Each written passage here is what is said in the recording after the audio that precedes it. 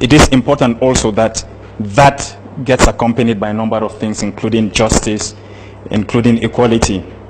So, of course, many people always ask the question, what is the fate and what is the situation now with regards to the newest African countries? And often they'll point to Namibia, they'll point to Eritrea, and they'll point to South Sudan. So, the question then is, do we need another country? And shouldn't we be working rather towards a truly united Africa?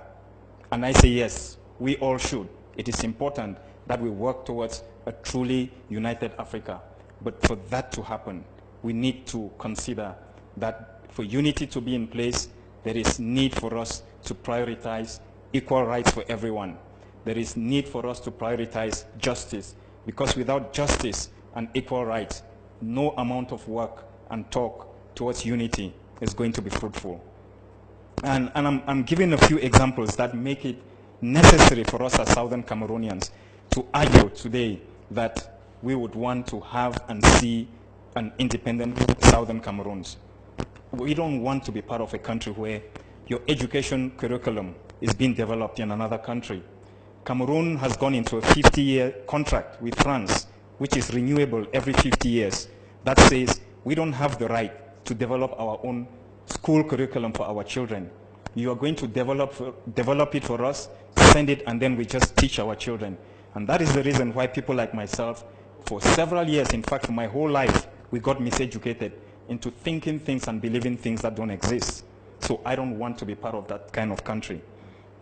And what you've seen as images this morning that our Ambassador Jesse has just presented is no accident, and it's not an accidental brutality.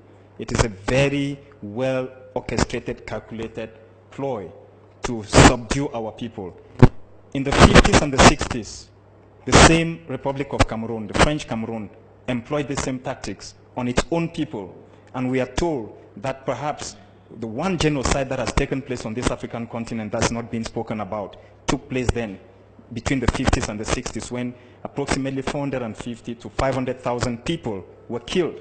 And what they did was this scorched earth policy, where if one military person is killed in your village, they descend on your village and they kill everything, every woman, every child, everything. And then they make sure that they send an example. When you see them slitting the throat of the gentleman, it is no accident. It is sending a clear message to the rest of us to say, this is what we'll do to your mothers, to your fathers, to your brothers, to whoever else is left if you do what you're doing. So it is no accident. And I know that we are in no position to complain about violence because a whole lot of people across the continent have experienced it. But there are other issues that we need to talk about quickly, and the fact that when we talk about this, and often the argument that we must try and maintain unity, and in this case, one and indivisible Cameroon, then what happens is that in the course of that argument, ultimately it is the forgotten masses that bear the brunt of this vicious quest for power, for glory, and unfettered access to natural resources. Very often, this kind of marginalization and treatment stems from the fact that these people are looking to access our resources. It is not out of the pleasure of doing it. And when Prof did his presentation, he talked about the immutable nature of the state that was created in 1961. That said, the nature of the federal system under no circumstances should be touched. But in 1972, or prior to 1972, when the French, and I mean France, realized that Southern Cameroon was blessed with abundant oil resources, then they came up with this idea of a united Cameroon, and thereby subsuming the Southern Cameroons into French Cameroon and making Southern Cameroons party to the 50-year deal that French Cameroon had signed with France, which means that France can access our resources at any time because we happen to be one of its subjects. And that is basically the reason for where we are today. Second, and as a result, and to cement this decision and relationship, in 1984, French Cameroon President Mr. Biya decided to sign a presidential decree that said that moving forward, we have become what is now called the Republic of Cameroon. So what was then the Federal Republic moved to a United Republic, and then back to the Republic of Cameroon. So we basically moved back to French Cameroon as it was in 1960, thereby losing completely the identity of Southern Cameroons. So by French Cameroon parlance, Southern Cameroons does not exist anymore, and that is what is being resisted today. So the question is, when we are pushing and saying, talking about Southern Cameroons, what are we talking about? Is this another failed state? Are we moving towards another failed state? This is the fear of many Pan-Africanists. And true, maybe you are right. It is true that we may end up being another failed state, but at least we got given the chance to make our mistakes. If we end up being a failed state, it is our choice and our chance. Last year, in the middle of last year, I had a meeting with a gentleman who's widely regarded or considered to be the next president of Finland. When I visited Finland, and we sat and had the same debates. Very impressive in terms of his understanding of the situation on the continent. And he said, listen, there are discussions on your situation in Southern Cameroon globally. And where we are, you have got one of four choices. The first is to maintain the status quo, as it is, as you are today. The second is to have some kind of limited autonomy. The third is to have a federal system. And the fourth is complete independence. And he told me that as far as the international community is concerned, forget about the fourth option. Complete independence is out. Forget about it. So you've got three options to choose from: maintaining the status quo, limited autonomy, or the federal system. My response was that forget about the first two. We are not even going to talk about them. But when we talk about the third option, we are going to consider a confederal system. We could think about that. And he argued and said, what do you mean by that? I said, we will have complete autonomy over our territory, and that includes autonomy and control of our military. And he said, but that doesn't make sense. That's as much as you're saying we want our independence. And I said, well, you gave me four options. I've chosen the option. We will go for the third option according to the international community, but we will have complete control over everything, including our military. Why? Because if there is anything that French Cameroon has used to subdue our people all these years, is the use of the military.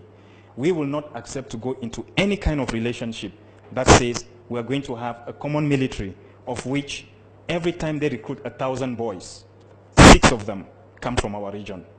6. And of the 6, they throw them to different parts of the country to make sure that the 6 never get together and come up with a common plan. That is inconceivable. That's something we are not going to consider. Now, the situation has always been one of comparing the case of Southern Cameroon and the other African countries, the new independent African countries.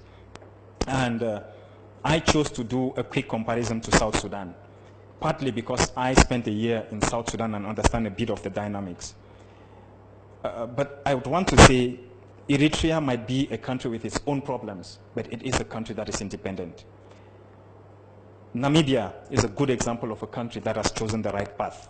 And I'm sure that as Southern Cameroons, we can decide what path we want to choose. And there is the diction or the argument that newly independent African countries tend to go towards a certain route is false, because Namibia has shown that you can actually choose the right route, where there is good governance, where there are democratic principles. And of course, I'm not saying that Namibia is 100% perfect, but it is one of the best on the continent as we speak.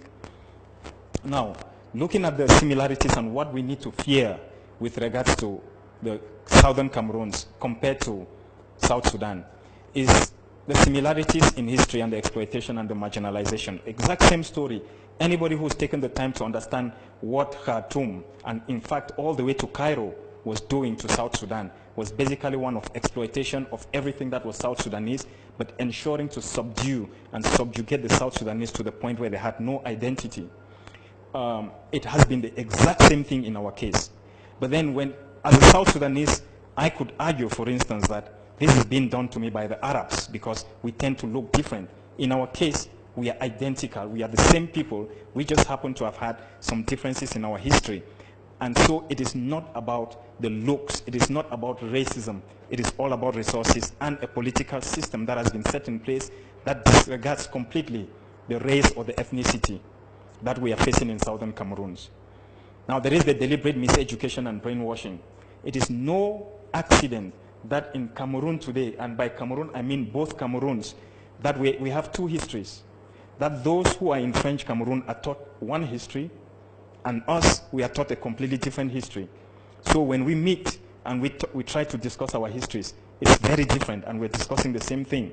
For most French Cameroon students, they are taught that southern Cameroon happens to be their territory that was lost through the Germans that they have reclaimed. Whereas we, and Prof has just taken us through the history as it is. And this is not just about history, it's about everything else. We have been brainwashed for the past 56, 57 years, and we are saying we do not want to be part of that system.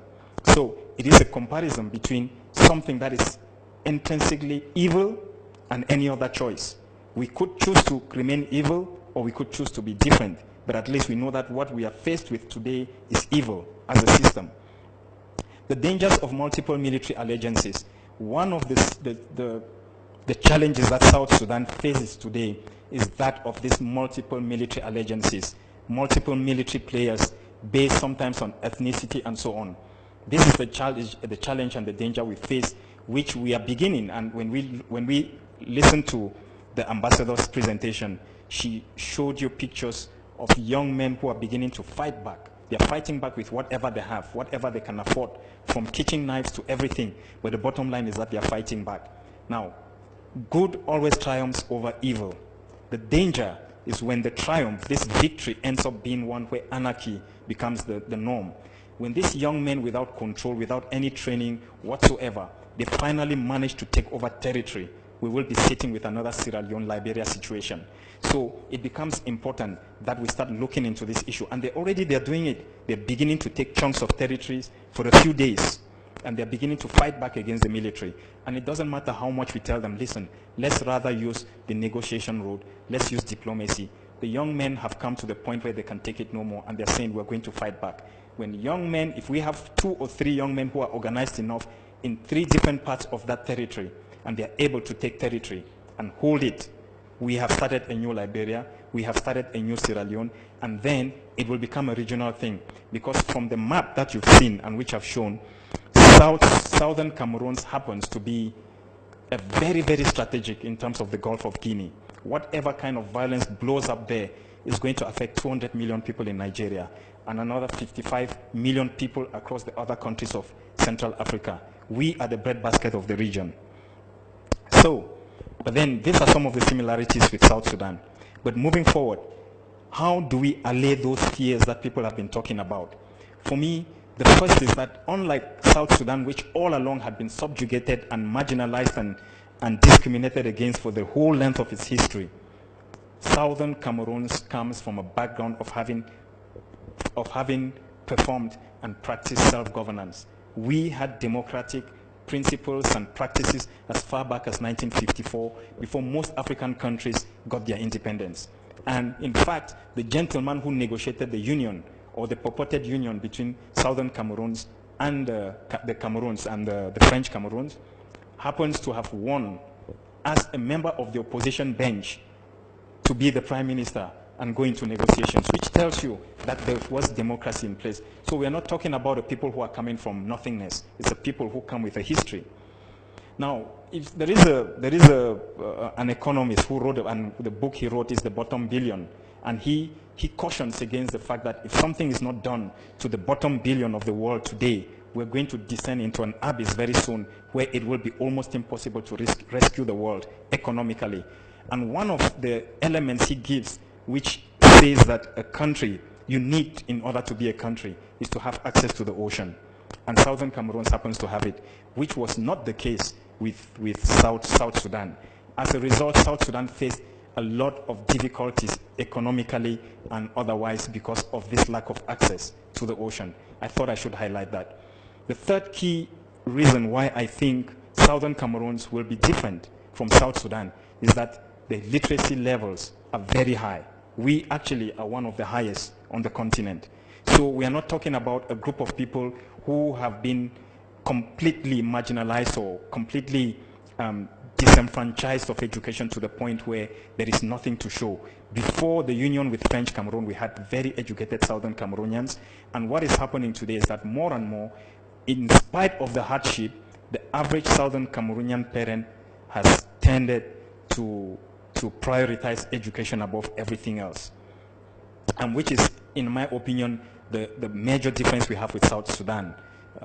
The experience then, about 10 years ago, when I was there, was that at least 1 out of every 3 male in South Sudan happened to have come from a military background, had been involved in the conflict in one way or the other, and was completely deprived of education, any kind of education, to the point where violence was very much the norm in terms of resolving conflict. That is not our case. Otherwise, what we are facing today is something that should have happened some 20, 30 years ago.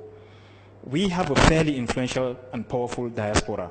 In fact, if there is any reason that the French Cameroon and its masters, the French, have failed to subdue the people of Southern Cameroon, is because of the very powerful diaspora that we have, which is in itself an accident. Sometimes even the best laid plans don't go according to plan.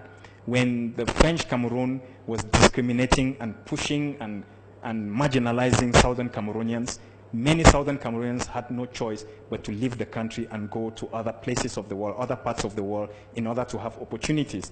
In the course of these past 30, 50 years, if you go into any and every field in this world, you will find a Southern Cameroonian, from science to the arts to everything. And it is this diaspora that is now pushing back. You cannot underestimate and you cannot neglect the position of 2 million citizens in any country, regardless. Self-sufficiency, like I said, Southern Cameroon happens to be the breadbasket of the region. 6 months in the Central African Republic when I was there, whenever the border between Cameroon and the Central African Republic was closed, there was complete hunger in the country, because the Central African Republic depends almost entirely on Cameroon for its food supplies. The same holds for Gabon, the same holds for Chad, and most of the countries around. The rest of us, the same holds for Nigeria. So, again, self-sufficiency is something that we don't need to worry about. In fact, at the moment, and like she said, we've got 40,000 Southern Cameroonians who have fled our country into Nigeria. We haven't asked for the international community to come and help us. Southern Cameroon.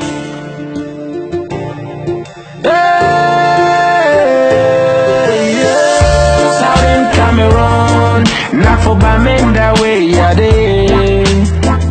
Southern Cameroon. Not for Manfe with me, I go pass. Southern Cameroon. Not for Boya with me, I go lewa. Southern Cameroon. Not for Kumba with me, I go stay. You work at all. You don't get no problem, they shoot you for that door. For that door, right for that door. Na for Mutengene, na for Manfe, na for Tombo, na for Mwa, na for Ombe, na for Limbe, na for, hey, yeah. Where the freedom is, where them they beat us like this, yeah. Where the future of our kids, where them they brutalize us like this for streets. Where them good roads them day, where money walk out from Kumba to Manfe. Where the promises them day, where picking up we go send to school. I know say pay battle, then for this level me I don't know. Jacare folewa, police enter rape and mass way I don't know. Them the whip students them with sticks, them the slap lawyers them for streets. Them they follow we, they drag we, them molest we, they crack we like say we thief. Them they beat us, they carry us, they go. Them they mash we, they turn we for much. Them they throw away we crashing water for skin out. Them they flow we with gas, them for house. Hey, Southern Cameroon, not for Bamenda way, yeah they. Southern Cameroon, not for Manfe with me, I go pass. Southern Cameroon, not for Boya with me, I go lewa. Southern Cameroon, not Kumba with me, I go stay. The pain is too much, we cannot take it, no more. Make una leave we go survive, we are living in fear. All the bad people make una hear. Them say them go do this, go do that. They promise and fail. This time you don't fail. Them they mash we, they turn we for much. Them they throw away we crashing what type of skin up. Them they flow we with the gas them for house. Hey! Southern Cameroon, not for Bamenda way, yeah, they.